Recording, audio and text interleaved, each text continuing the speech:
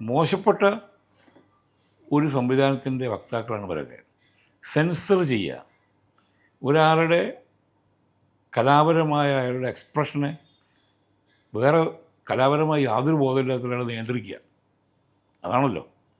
അപ്പോൾ ഈ സിനിമയിൽ അവർ ബോധപൂർവം കട്ട് ചെയ്തെന്ന് പറയുന്ന സാധനങ്ങളൊക്കെ അത്ര പ്രശ്നമുള്ളതല്ല.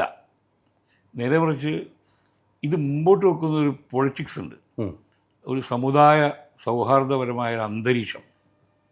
ഒരു ക്രിസ്ത്യൻ പെൺകുട്ടിക്ക് ഒരു മുസ്ലിം യുവാവിൻ്റെ കൂടെ ജീവിക്കാം, അവനാണെങ്കിൽ പേര് മാറ്റാൻ തയ്യാറാണ്.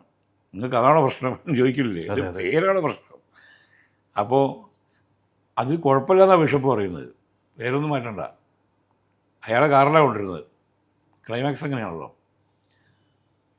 മറ്റുള്ളവർക്ക് ലിബിലായി പോവുക. ഈ കലാപുണ്ടാക്കാൻ വന്ന 3 വിഭാഗങ്ങളും. അപ്പോൾ നമ്മൾ ഇങ്ങനത്തെ ഒരു ഉദ്ദേശം സക്സസ് ആയാൽ അത് ക്ഷീണം ചെയ്യുക ഇതിനെ എതിർക്കുന്ന ഈ സെൻസർ ബോർഡ് മുന്നോട്ട് വെക്കുന്ന രാഷ്ട്രീയത്തെയാണ്. സെൻസർ ബോർഡിന് രാഷ്ട്രീയം ഉണ്ടല്ലോ. അതെ അതെ അതെ. ആ രാഷ്ട്രീയത്തിന് കിട്ടാവുന്ന കനത്ത പ്രഹരമായിരിക്കുന്നുള്ളതുകൊണ്ടാണ് അവർ ഇത് പല പല കട്ടുകളും നിർദ്ദേശിച്ച് ഇത് വൈകിച്ചു. മാത്രമല്ല സുപ്രീം കോടതി വരെ പോണ്ടി വന്നു. ഫൈറ്റ് ചെയ്ത് നേടിയെടുത്തതാണ് ഈ സിനിമയുടെ പ്രദർശനാനുമതി.